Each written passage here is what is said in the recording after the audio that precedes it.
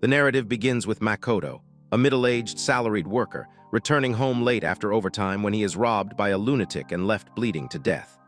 While in agony, Makoto questions why, despite having a very difficult existence since birth, he must endure such a harsh fate. He remembers how, after working hard to pay off his father's debt, he spent years only trying to get back on his feet and never once had a chance with women. Now, as Makoto's vision fades, a terrible, bitter taste suddenly fills his mouth. When he opens his eyes, he is greeted with a golden view. He is taken aback to find a girl named Yuka wearing a witch's cap and questions whether it is Halloween. However, the girl brings him back to reality by informing him that he is in a dungeon and that she has just administered her healing potion to him. Yuka advises him to settle down after concluding that he must have been summoned after witnessing him geek out and talk about gaming. Yuka only looks perplexed and remarks that they are obviously about the same age, but Makoto becomes enraged at her attitude and yells at her to show some respect, arguing that he is 38. Angry, Makoto pulls out his driver's license to demonstrate his veracity, but Yuka recognizes his father's picture on the card. He tries to dispute, but then he discovers that his shoes don't fit him and his clothing are falling loose. He asks her for a mirror, and to his surprise, he appears to have aged by 20 years. He approaches Yuka for help because he doesn't know what to do, and she tells him that they must leave the dungeon. Makoto tries smoking a cigarette to help him relax, but he starts coughing since it feels like having new lungs has made him younger.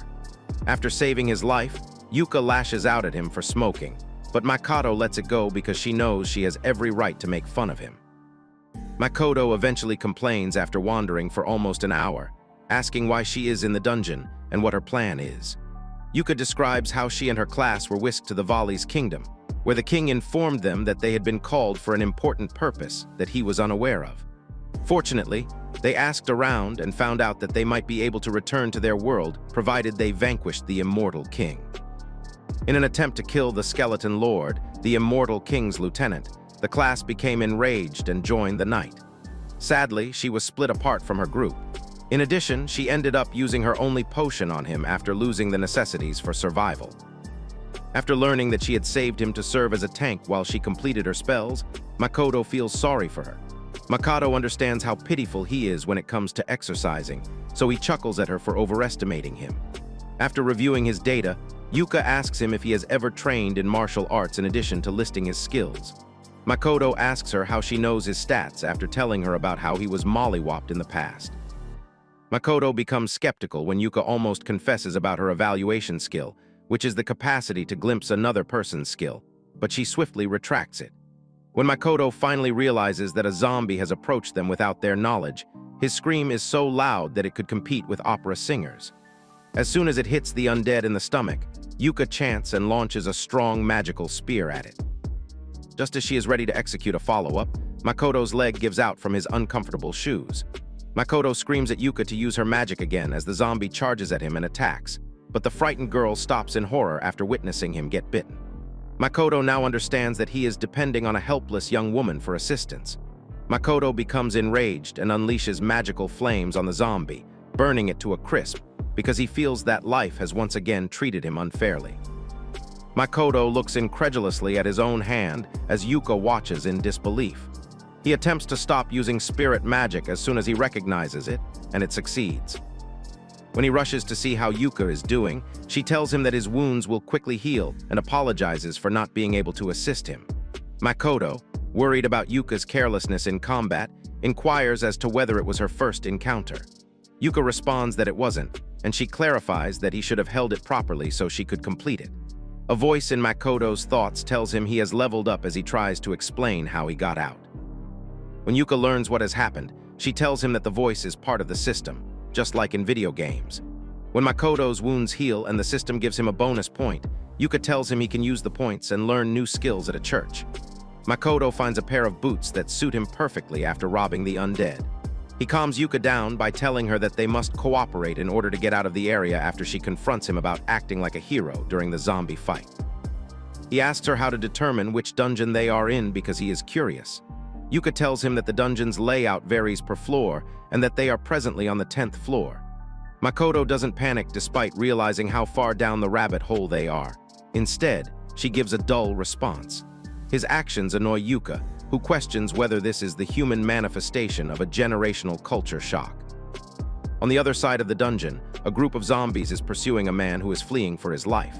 As he senses their approach, he knows he must engage in combat. He wonders how things got to this point, blames his luck, and lets loose everything he has as the zombies charge. This guy is Kimura, and he was actually thrilled when their entire class was called to this realm. He felt as though he had finally been given a chance to shine as the main character in a made-up tale. He recalls believing that zombies were meant to be the weakest mobs, but he is already having difficulty and questions why everyone else has vanished.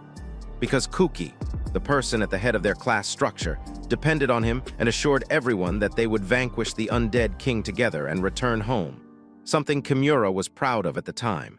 He didn't let the fact that his job wasn't particularly noteworthy disturb him.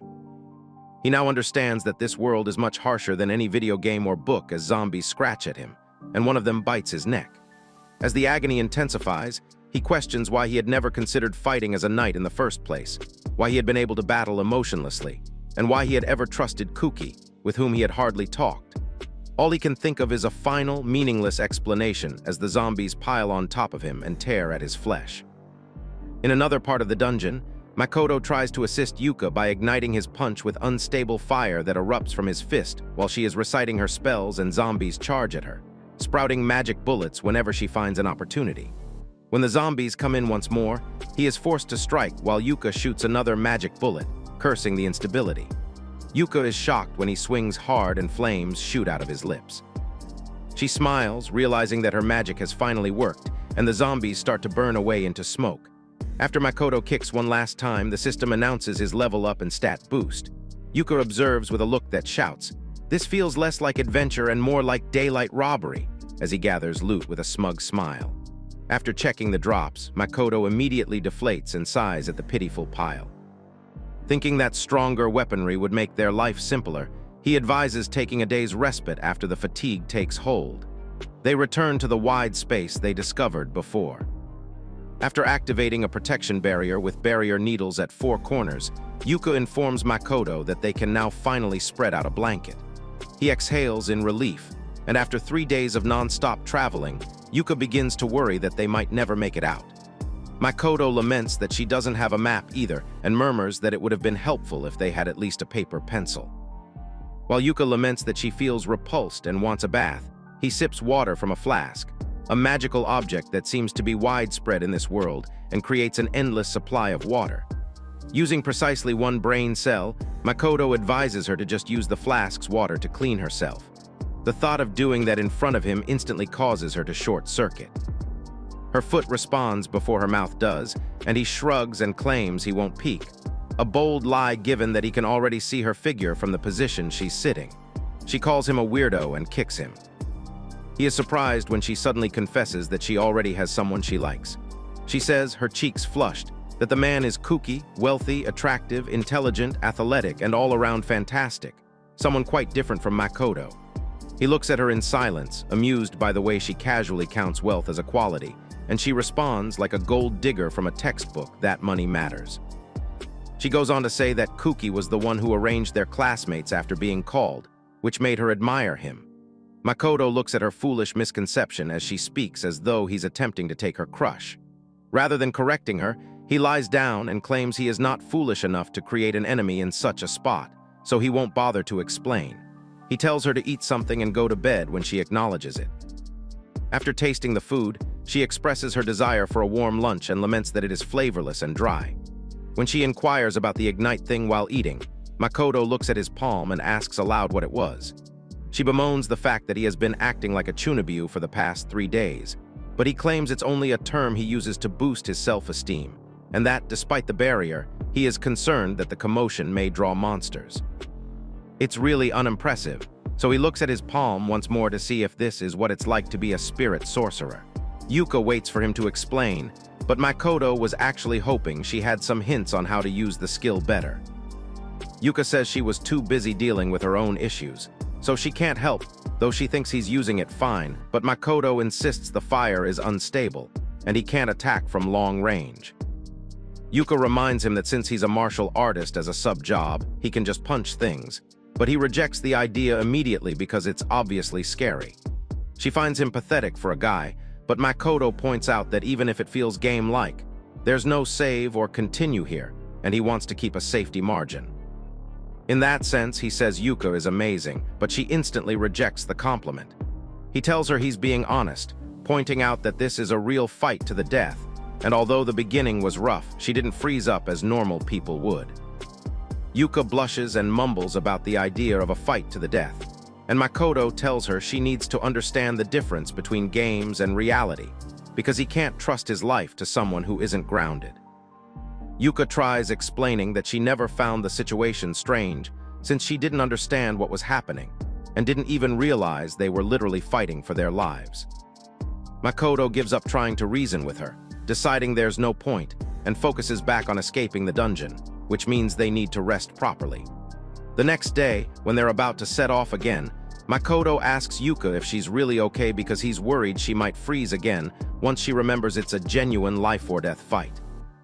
She insists she's fine, while Makoto states that their main rule is simple: stay alive, and going all out isn't an option. When she asks him if she's weird, he immediately answers with brutal honesty, saying her attitude sucks, which makes her snap back in frustration and call herself an idiot for even asking him. Before she can continue the drama, Makoto tells her to quiet down because he smells blood and warns her to move carefully. Yuka realizes the smell isn't just blood, and in the distance, she and Makoto spot zombies literally partying over a dead guy, chewing and enjoying his meat. And just as Makoto warns her to get ready for a preemptive strike, Yuka freezes in shock when she recognizes her classmate Kimura lying there.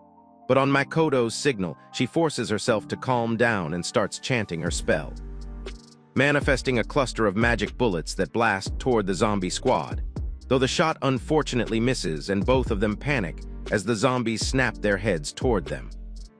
While shaking, Yuka starts chanting again as the zombies now charge at them, and at that moment, Makoto steps forward and activates Ignite, a sharp flame bursting from his palm as he swings and punches the first zombie.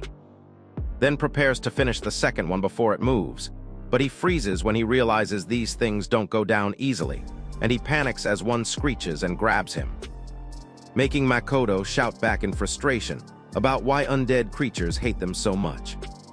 Makoto braces himself and strikes again, fire burning through its body, when suddenly Yuka's magic bullet flies straight past him, forcing him to duck just in time as the shot pierces the zombie cleanly. And Makoto complains that she should at least give a heads up, while Yuka snaps back that she made sure she wouldn't hit him, leaving Makoto only able to laugh at this foul-mouthed girl who's surprisingly not that bad. They both look toward the last zombie still enjoying its feast, but then they see its body shifting as its form mutates, its clothes tearing apart over its big plots, and the creature growls as the system declares it has evolved into a ghoul, something neither of them has any idea about. Trying to protect them both, Yuka snaps into full focus and chants again, and Makoto realizes just how serious and talented she is as her magic bullet hits the creature directly, making her grin smugly as she says they pulled it off. But Makoto keeps staring at the smoke until, out of nowhere, the mutated zombie rises from it, growling. Yuka tells Makoto to cover her, and he rushes forward, leaps high, ignites his fist, and throws a flame punch. But the big plot ghoul moves with insane speed and slams into him midair, sending him crashing to the ground. Seeing things spiral out of control, Yuka fires more magic bullets that pierce through the ghoul, but the creature keeps fighting back, smashing Makoto again so hard he spits blood, and he curses as he realizes this thing is on a completely different level from regular zombies and even seems to understand combat technique. Before he can react, the ghoul bites into his arm, making him scream in pain, and Yuka, seeing no other option left, thinks of using her Raging Flame spell, manifesting a flame bullet that blasts into the ghoul's back while it keeps chewing into Makoto, and she continues firing until the creature finally screams and dissipates, leaving Makoto collapsed on the ground with his arm severely torn, while Yuka panics at the sight of his injury. Makoto holds his injured arm in disbelief, realizing the zombie hasn't vanished and has flickered back again, and the first thing that hits Yuka is pure panic as she blurts out that they should just run. But Makoto immediately asks where they're supposed to run to, saying that if she really wants to, she can try, but both of them will end up dead that way, making Yuka refuse and demand what they're supposed to do now. Makoto says they have no choice but to go all out, which startles Yuka. She snaps that she cannot believe this wasn't already them going all out, and asks if he's about to awaken some last-second hidden power like a bargain bin shonen hero. Makoto laughs awkwardly and says he's not a manga protagonist. Yuka fires back that he's just a worn-out 40-year-old man running on caffeine and regret. He grins anyway and says the fire's still a mess, but if he doesn't force it now, they're finished. Then he gestures at the zombie and tells Yuka to shoot it again, because if they're going down, they might as well do it loudly. Yuka panics because the earlier shot only landed due to surprise, but Makoto tells her to just get it close enough, and she starts chanting again, calling on flames to burn her enemy into ashes, while he charges forward with everything he has, and he sees the big plot zombie jolt in fear as the flame bullet slams into her, making her scream in agony. Makoto keeps pushing, thinking that since her back was burned earlier, she's clearly afraid of Yuka's flames.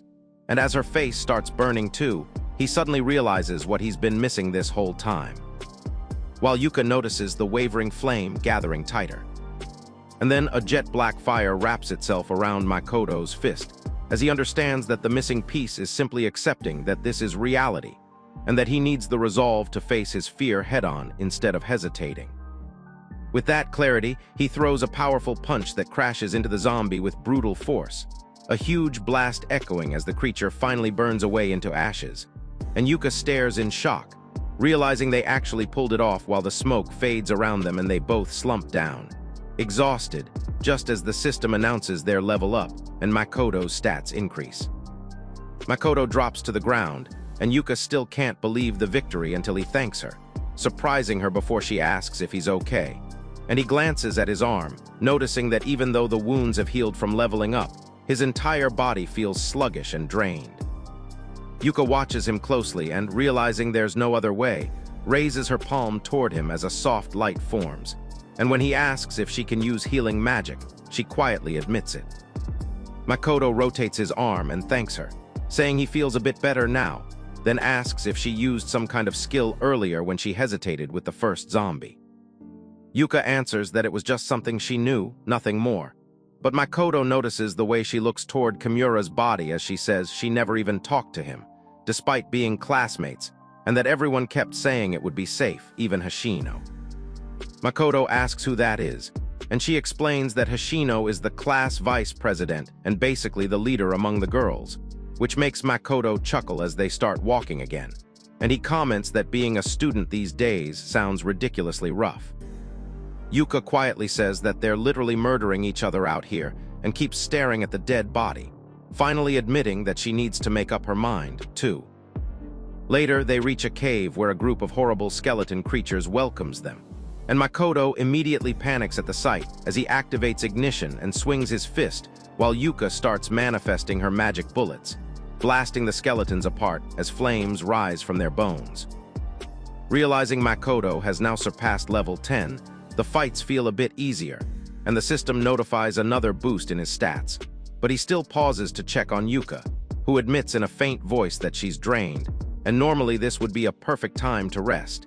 Yet they continue their exploration anyway, because even after rationing, they only have about 4 days of food left. While walking deeper inside, Makoto tells her they'll rest soon, something Yuka desperately wants since they can't afford to prioritize safety entirely and are forcing themselves to push a little further. But both of them flinch the moment they spot a lone person ahead surrounded by skeleton creatures, and Makoto asks if Yuka recognizes him, which she doesn't, though she quickly decides they have to help. They prepare an attack, and just as Yuka activates her fire bullet, Makoto unleashes his pitch-black bullet, and both blasts land together, smoke filling the cave until an explosion wipes the monsters out, leaving the man alive and shaking in front of them. Makoto asks if he's okay while the guy pants heavily and stares at them in awe, shocked that 2 kids could be that strong, and he hurriedly introduces himself, changing his name to Tom before thanking them for saving him. Makoto notices that Tom understands Japanese, and Yuka is surprised. Tom says this isn't the ideal place to chat, then steps back and tells them to come inside the barrier he has set up, explaining that the undead won't be able to detect them there. He admits he thought he was going to die out there, but Makoto reassures him, and Yuka bluntly asks if he knows how to escape the dungeon. Tom nods and explains he makes a living exploring dungeons to support his little brother, which makes Makoto comment that in normal dungeon expeditions, the combat team and support team split up, but there's supposed to be an exploration unit too, and Tom confirms it's usually the knights who handle that part.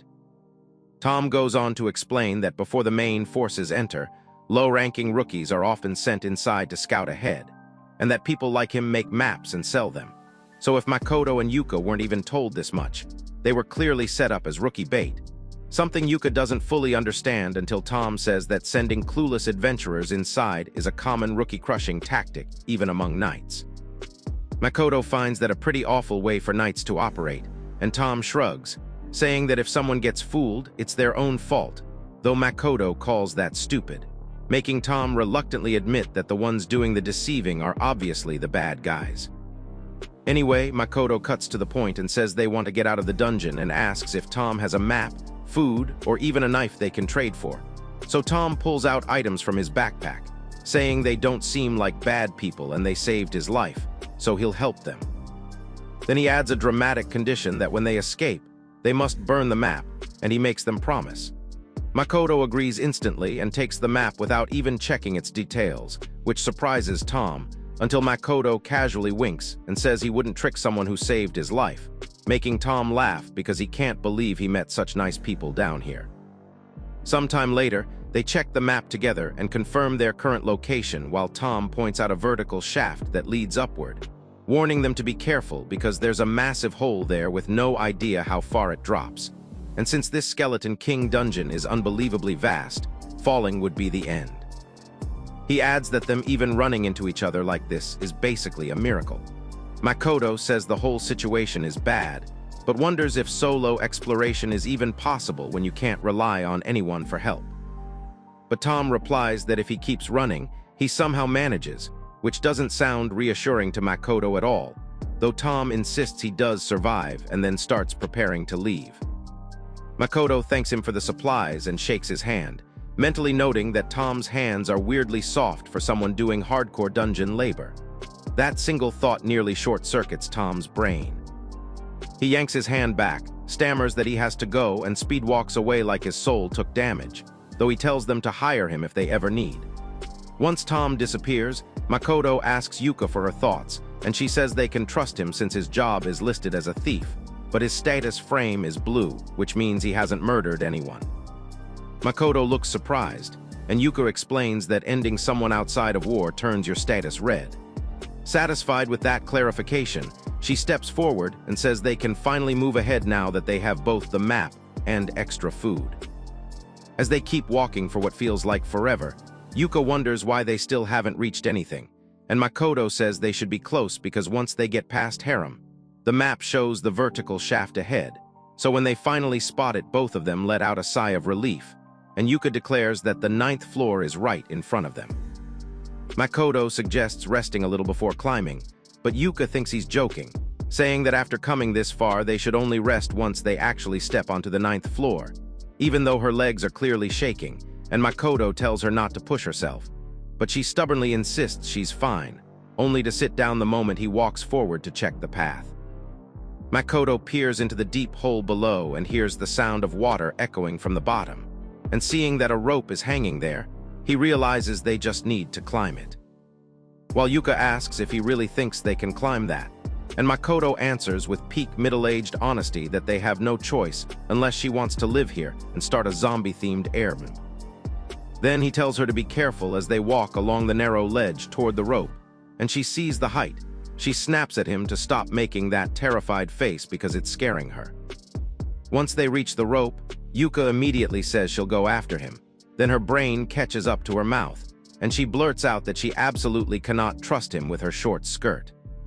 She yells at him to stop standing there, calls him gross, and orders him to climb already, while Makoto sighs, accepts his fate as a falsely accused creep, and grabs the rope. Makoto starts pulling himself up the rope, grateful that the incline is slightly less steep here, and Yuka scrambles up after him, so when he feels they've finally reached the 9th floor, he starts to relax, but Yuka suddenly feels something swirling around her. She tries brushing it off, but her balance slips, and Makoto panics as she trembles and says her strength is fading, and the rope slips from her fingers. Makoto immediately loses his grip right after her and goes diving down to catch her, somehow grabbing her mid-fall and stopping himself by catching the rope again, and he stares at her in shock while she mumbles that she's completely drained. He holds her by the waist and asks if she can use magic, but she says she can't even lift her arms, and at that moment, Makoto feels the same strange pressure weakening his body too.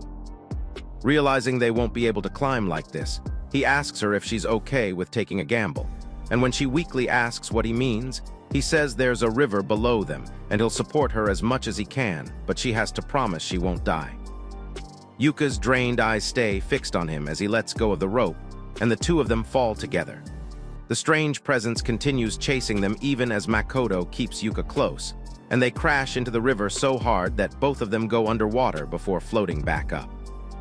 Makoto panics, calling Yuka's name as she lies unconscious, and he drags her out while his leg throbs in pain, the roar of a waterfall echoing behind them as he struggles to get them to safety. After some time, Yuka wakes up, and Makoto lets out a relieved breath, thanking the heavens she's alive, and she stares at his terrified face, realizing he thought she had died. She looks around and is surprised they survived, while Makoto explains that they ended up at an underground lake, and she notices blood running down his face. She worries immediately, saying he got hurt protecting her, but Makoto insists he just hit a rock and asks her to heal him, only for her to sadly admit she can't because her real skill is soul heal, which only heals the mind, and being able to see statuses is just a side effect. Makoto tries wiping the blood and braces himself for the worst as Yuka apologizes, but suddenly a huge shadow looms behind her, and an upper-class skeleton warrior swings its weapon, causing an explosion that sends both of them crashing to the ground. Makoto activates ignition in a panic, and Yuka shouts that he'll die if he fights it head-on, telling him to run, but Makoto says running is pointless because this thing will end him anyway, so he'll bet everything on leveling up. He rushes forward with flames bursting from his fist and tells Yuka to cover him, so she starts chanting and launches a magic bullet, only for both of them to freeze when the creature effortlessly deflects it.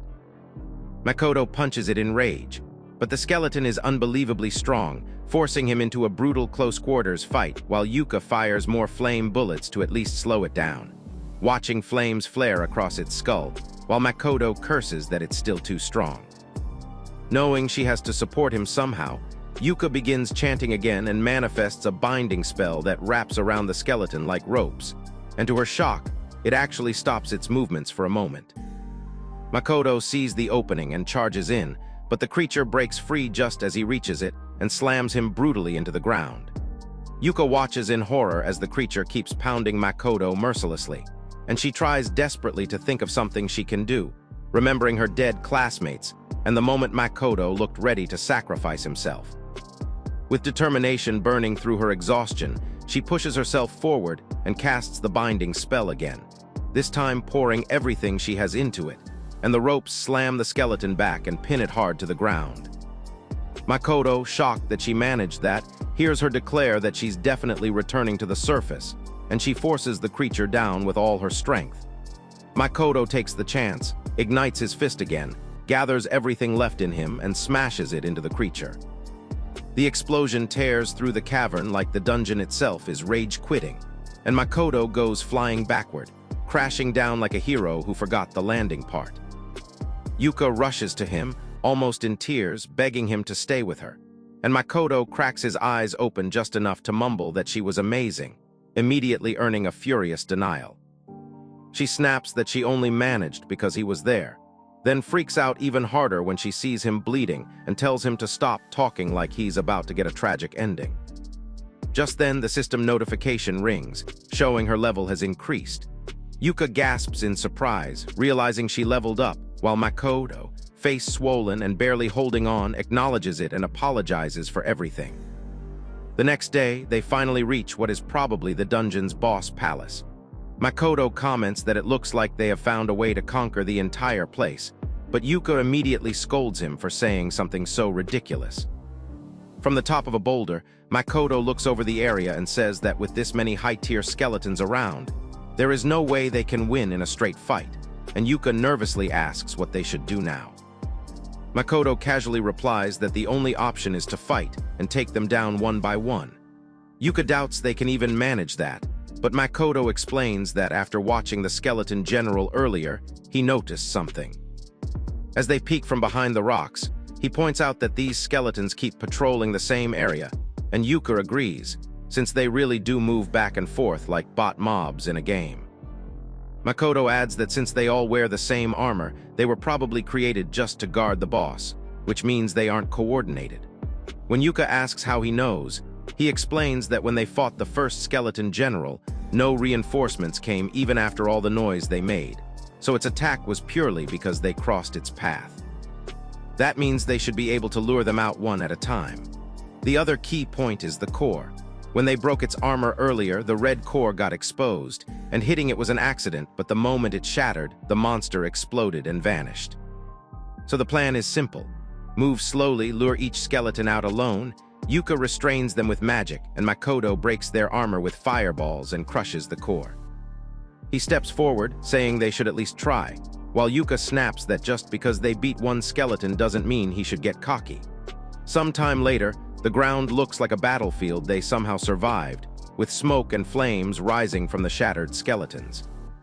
Makoto says they managed to pull it off, while Yuka points out they practically died doing it. A notification pops up, and Makoto levels up again. Yuka guesses that with his cheat-tier firepower, they might actually be able to clear this dungeon. Now that they have a working plan, Makoto says he'll keep grinding levels until he can win alone, and then it will be Yuka's turn, asking if she agrees.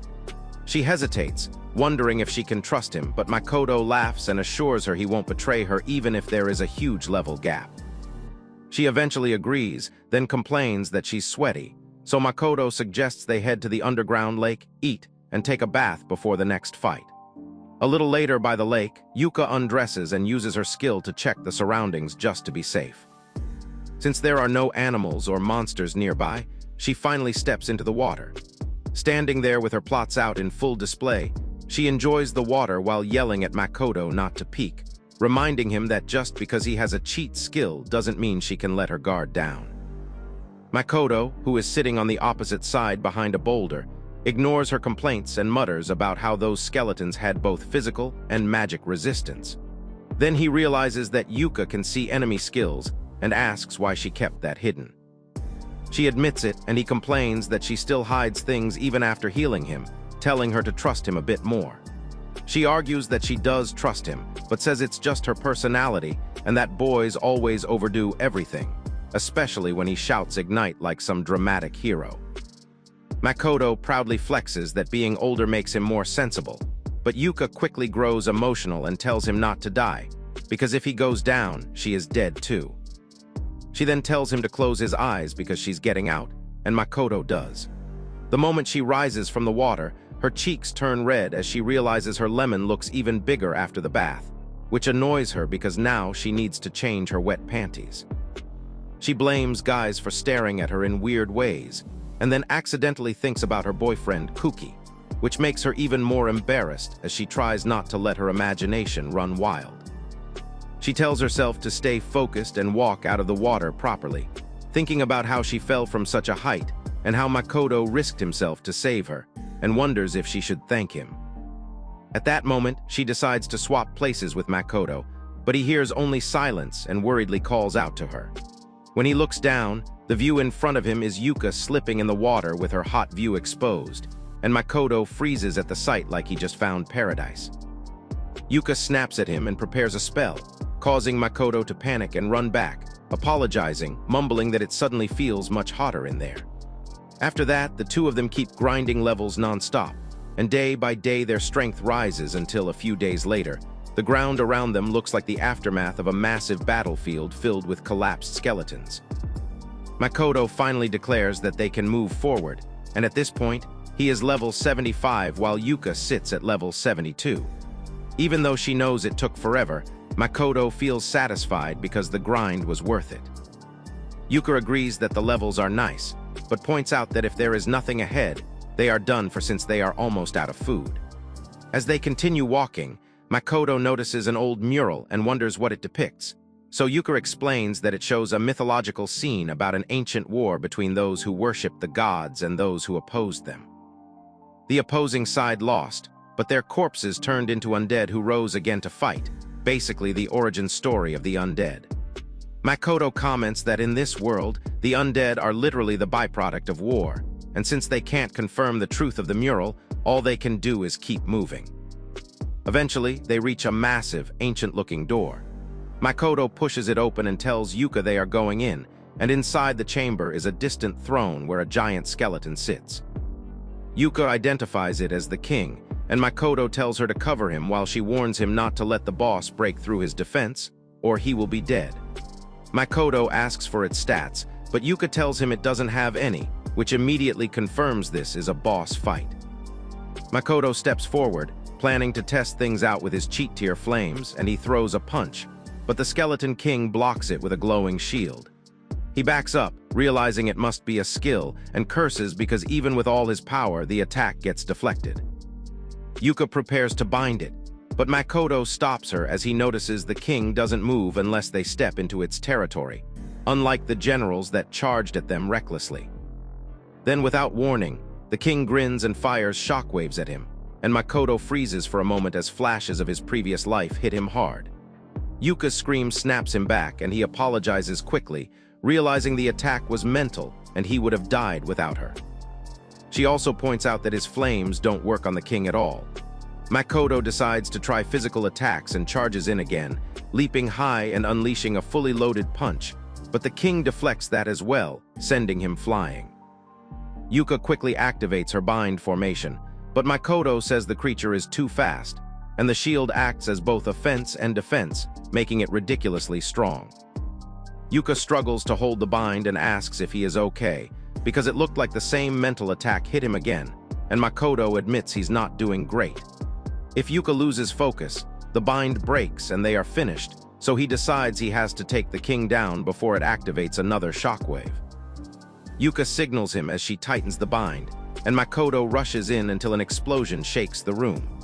The blast only sends Makoto flying once more, and Yuka stares in panic while Makoto yells for her to watch out, regretting that he didn't catch the bluff earlier.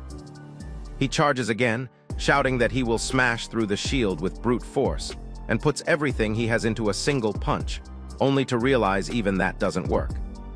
The king shifts the shield and launches him backward, while Yuka fires a magic bullet that doesn't even scratch the shield.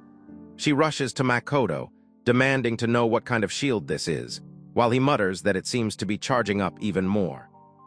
Yuka orders him to focus on the main body while she restrains the shield, and Makoto snaps back, asking how he's supposed to do that. As she activates another bind formation, Makoto decides that the king must have a core hidden somewhere, so he circles to attack from behind. Yuka keeps chanting, and since her level went up, she can cast more simultaneously, so she unleashes a fireball and signals Makoto to go all out. Makoto charges, but the blast is so intense that Yuka nearly gets blown away and screams that she almost died. She notices Makoto's hands are cut, and blood is splattering everywhere as the pain hits him hard. She begs him to retreat because they don't have another choice, but he refuses, saying if they fall back now, it's over. With raw determination, he declares he'll use even more fire despite her yelling that he'll end himself. Makoto ignites his fist again, pushing his power past its limit, and as he remembers every bitter moment of his old life, he screams for everything to burn to ashes. His rage spirals as he wonders why something always gets in his way, and Yuka can only stare at him as his palm swells with unstable fire. He keeps shouting for more power, even as it burns him, while a vicious roar from the Skeleton King shakes the chamber. Makoto stops for a second, shocked at what is happening, and then, with his fist fully charged, he rushes forward with burning eyes and slams the shield. The explosion is massive, and for a moment, Makoto feels his punch breaking through until he actually sees the Skeleton King's core.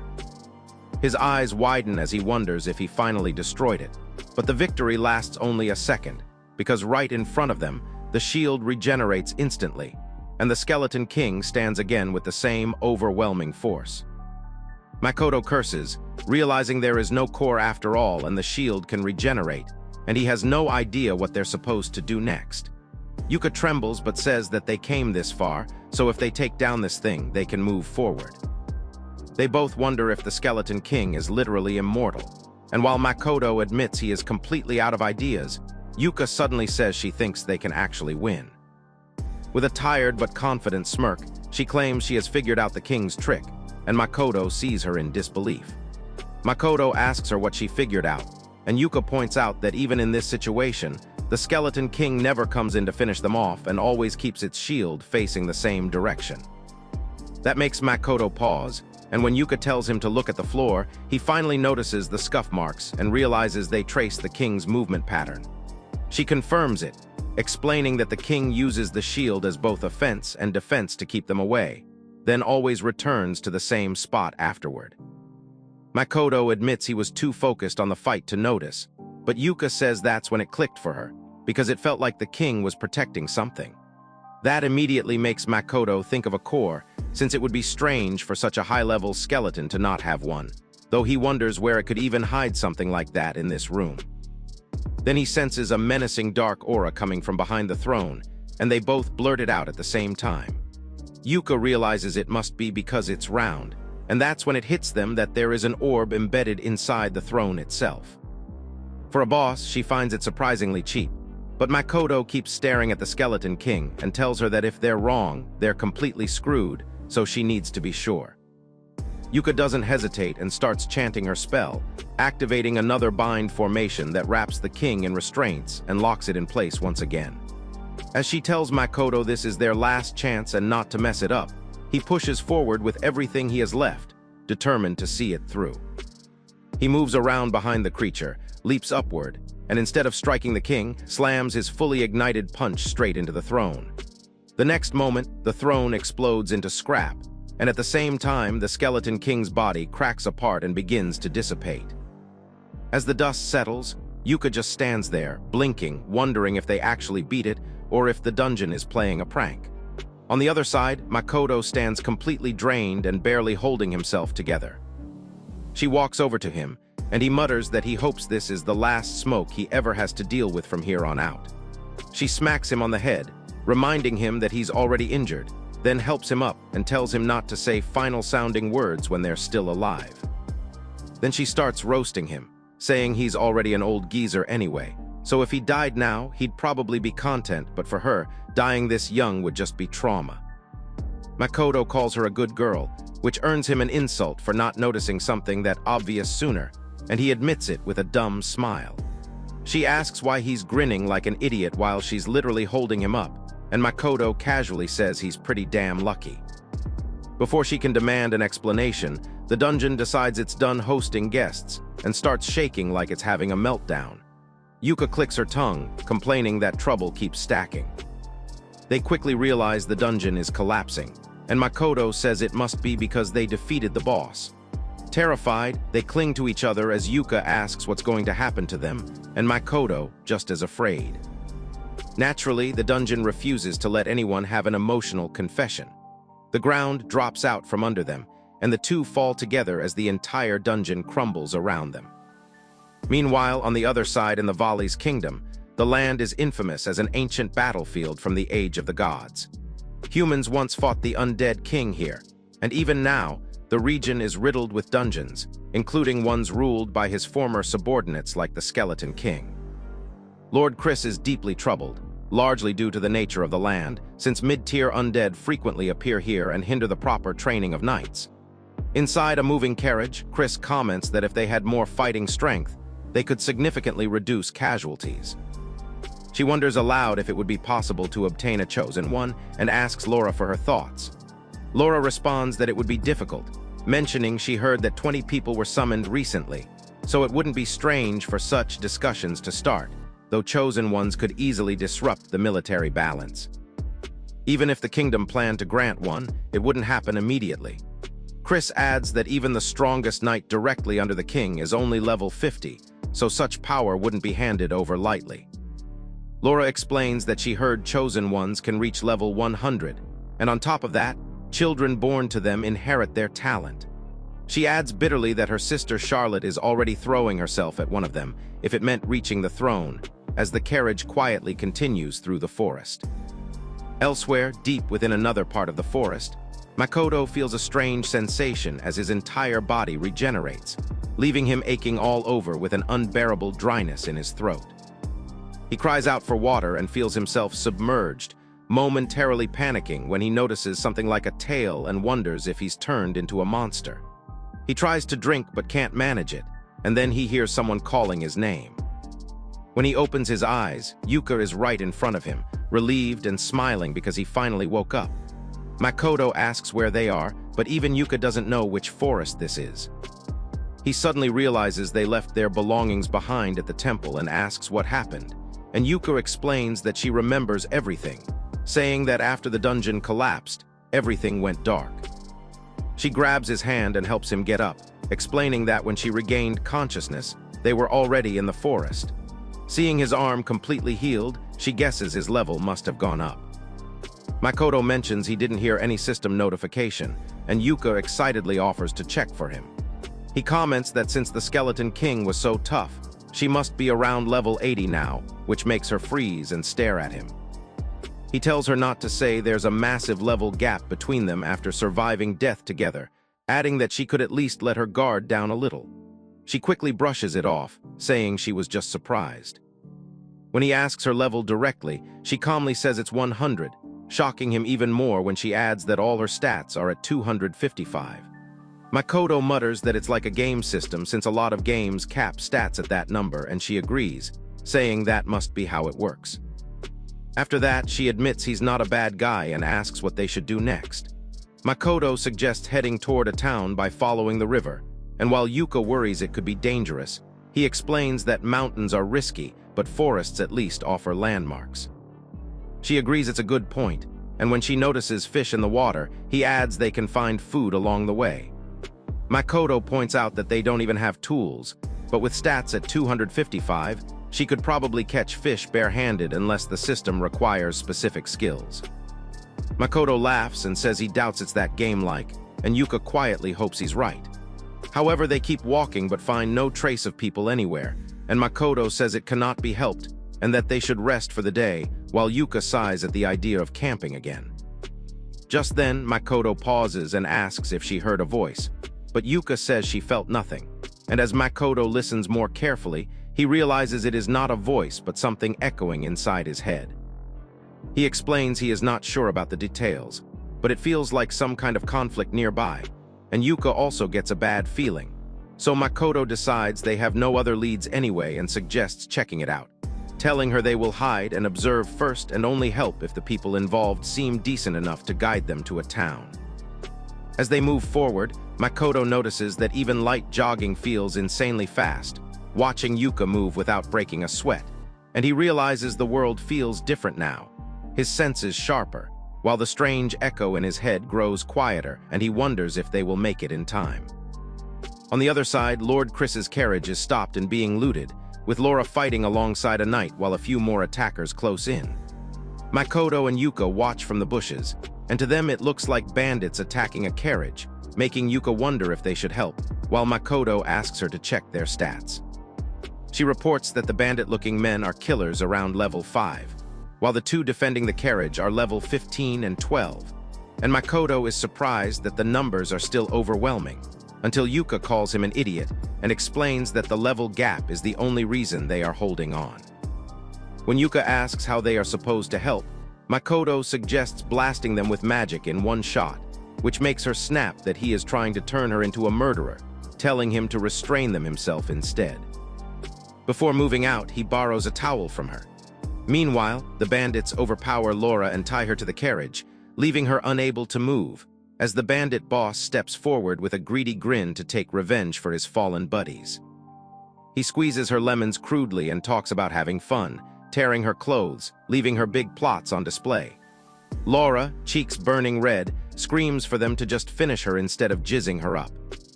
He mocks her, saying female knights always say the same thing, and is about to go further when a voice stops him, making the other bandits tense up and shout about someone hiding. One of them points uphill, where a dark figure appears, and Makoto looks down at them, declaring that people who go that far to satisfy their greed are what the world calls villains. The bandits yell at the hero-looking, face-covered guy, demanding to know who he is, and he answers with an overly dramatic introduction, while Yuka watches from afar, staring at the Chunibyo idiot and sighing. Fully immersed in his heroic act, Makoto jumps down as the bandit boss orders the others to get him, and they rush in shouting to kill him, only for Makoto to move with surprising skill. He weaves through them, pulling one fatso bandit in, driving a knee into his gut, and slamming the slow-moving man to the ground like a sack of potatoes, leaving Laura staring in shock. One by one, Makoto handles the rest in the same way, dropping them hard, while Yuka watches in surprise at how easily he takes them down.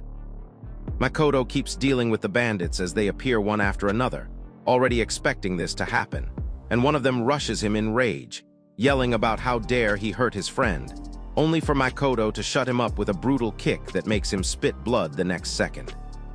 The others hesitate in shock but still come at him, and Makoto handles them without slowing down, muttering his favorite move, Ignite, as flames gather around his fist.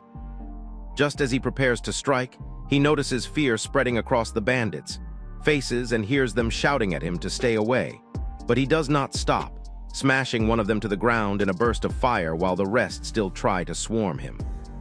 Seeing that they keep charging despite everything, he says in disbelief that they should have run already, then drops another one, and when a fatso bandit rushes him, Makoto roasts him down as the sack of potatoes, sighing that this should be the last one.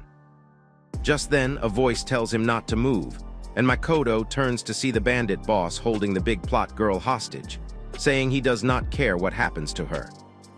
Makoto briefly wonders how someone like that managed to catch her, given her level, but before he can react, something unexpected happens as the boss is suddenly yanked forward and slammed into the ground with a heavy thud, bones cracking loudly. Laura stands over him, kicking him again as if trying to grind him into the dirt, making Makoto realize there is no way a man like that ever truly overpowered her. He steps in, delivers the final blow, and leaves the boss dead, then exhales and says it is finally over. Makoto checks on the girl, surprised by how composed she seems after everything, thinking that murdering this many people would shake anyone, while Laura flusters and tries to cover her bouncy castles with her arms, thanking him with a red face. Yuka suddenly snaps at Makoto, demanding how many people he finished, and he shrugs it off as self-defense, though she can clearly tell he enjoyed the fight, especially when he tells her she should try it sometime.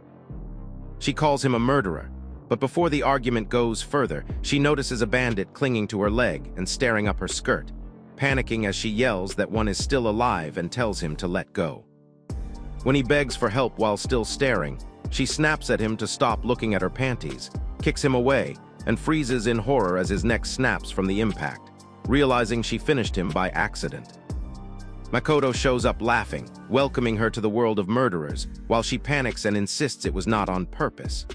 Their attention shifts back to Laura, and Makoto apologizes for interrupting, introducing himself, and Yuka then offers his torn coat to cover her, saying it is better than nothing, which only makes her red as she thanks him.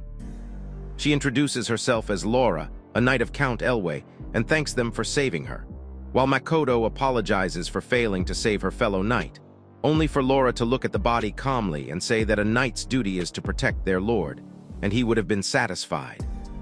Makoto briefly wonders if the fallen knight was someone important to her, but she does not deny it, and at that moment, the carriage door opens as a little girl steps out, saying she watched everything from inside and that they did well. She introduces herself as Count Chris Elway, leaving Makoto and Yuka staring at her in surprise as she asks if something is wrong, and Makoto quickly shakes his head, saying nothing at all. However, Laura warns that there could be another attack, so they need to hurry and get through the forest. And inside the carriage, Chris offers Makoto her chain and ring as a token of gratitude for saving her. Laura looks shocked by this, while Makoto immediately refuses, but Yuka snaps at him to take it since they do not even have a single coin. Makoto brushes it off, saying he does not accept things from kids, which leaves Chris stunned at how boldly he rejects her, but he explains that it looks important, and he does not want to take something like that. When Chris admits it is a memento of her mother, Makoto stops her outright, saying rewards and punishments may rule this world. But memories are not something to sell, even as he bitterly thinks that adults often have no choice but to sell them. Chris still does not understand and says someone with his power should be earning a fortune. So why is he broke? Makoto casually answers that he woke up in a dungeon. Chris then calls them guests, explaining that those summoned to Perioris are referred to that way, and adds that while people are usually summoned to fight monsters, she has never heard of anyone being summoned directly into a dungeon. She says the church will pay him a reward, and Makoto wonders if that is possible even without proof, which surprises her, prompting Laura to explain that the number of monsters defeated is automatically recorded. Since they only fought undead, Laura says it is still fine because undead count as monsters, and Yuka finds that explanation oddly convenient, realizing why something about the dungeon felt off, since they were constantly murdering. Makoto notes that Yuka was summoned a month before him and still did not know this, and although something still feels strange to him, he relaxes at least knowing they do not have to camp outside anymore. Chris asks where the two of them are headed, and Makoto says they plan to go to a town for now, while Yuka adds that she wants to return to the royal capital, and Laura mentions she is heading back to Rockwell. They ask Makoto to decide, and when Laura explains it takes 2 days to reach the capital, but only until evening to reach Rockwell, Makoto chooses Rockwell. Yuka protests, saying she wants to meet her classmates, but Makoto reminds her that the reunion is still 10 days away, and they can go after resting, which she reluctantly accepts. And with that decided, they head to Rockwell together as Chris clearly counts on Makoto from here on.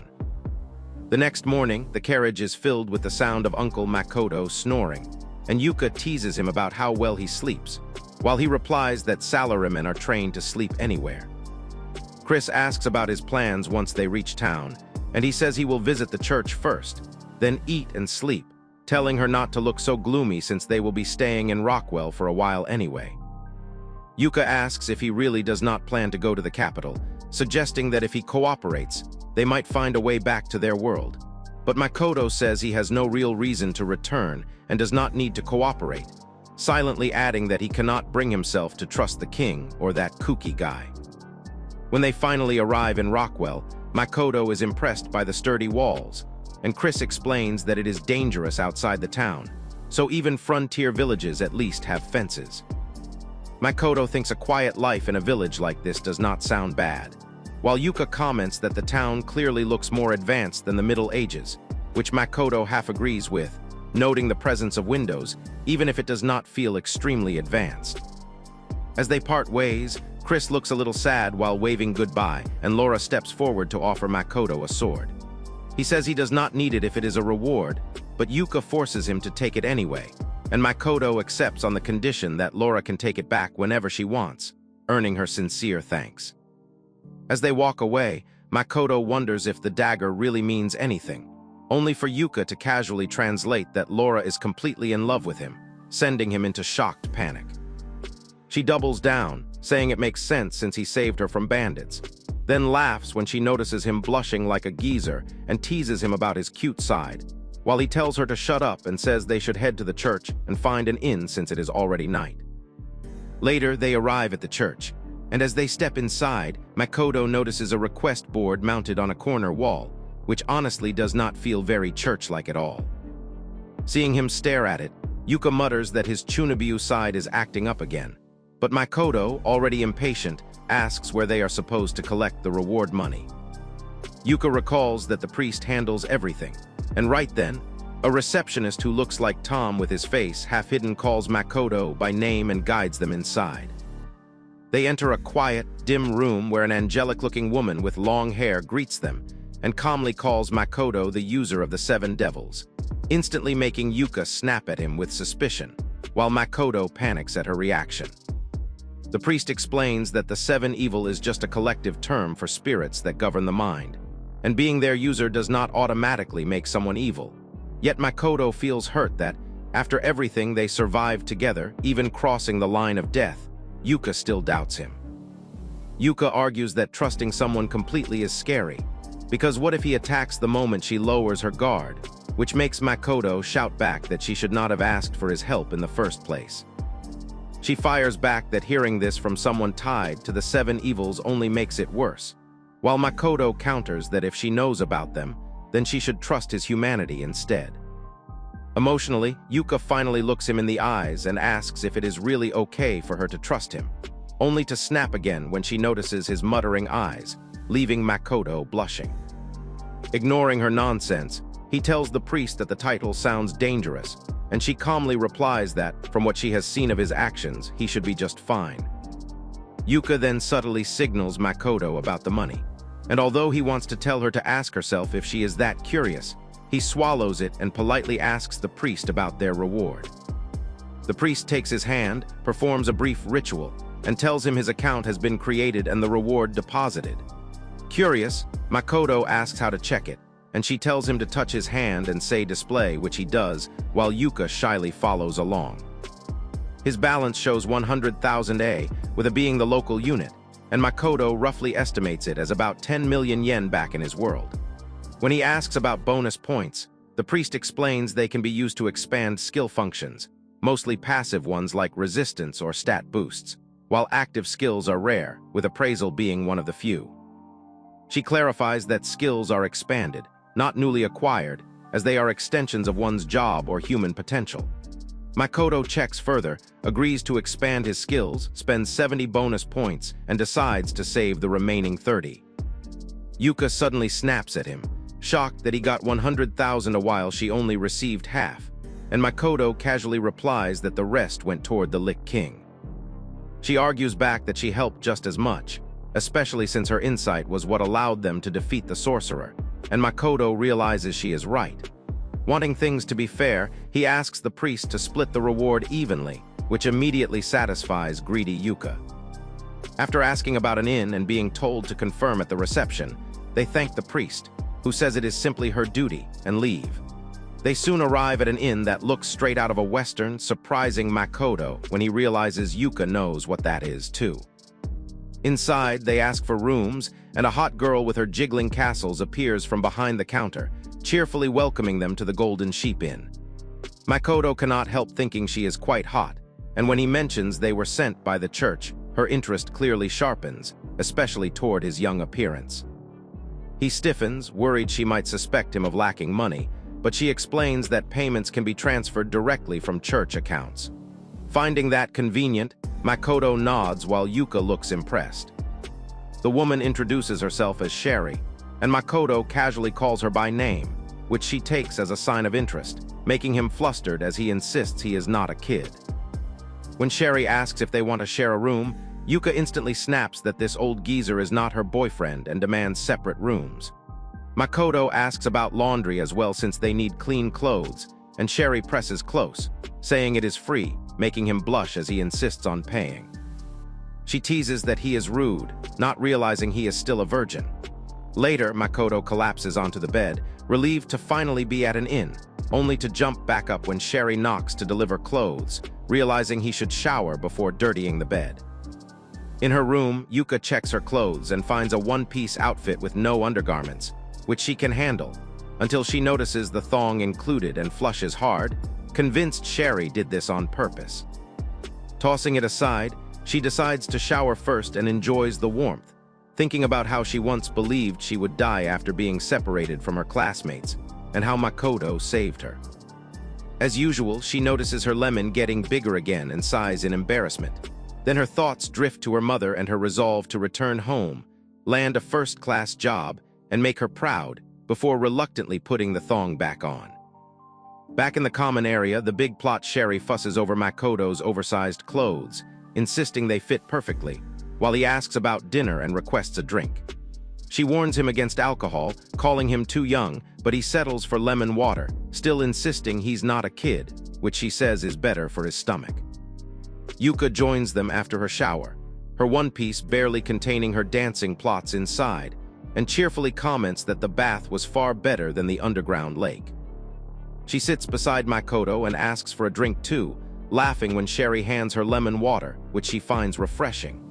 Makoto then asks Sherry about the Varus Knights, and she mentions they are nearby because a dungeon disappeared, and they are preparing to leave.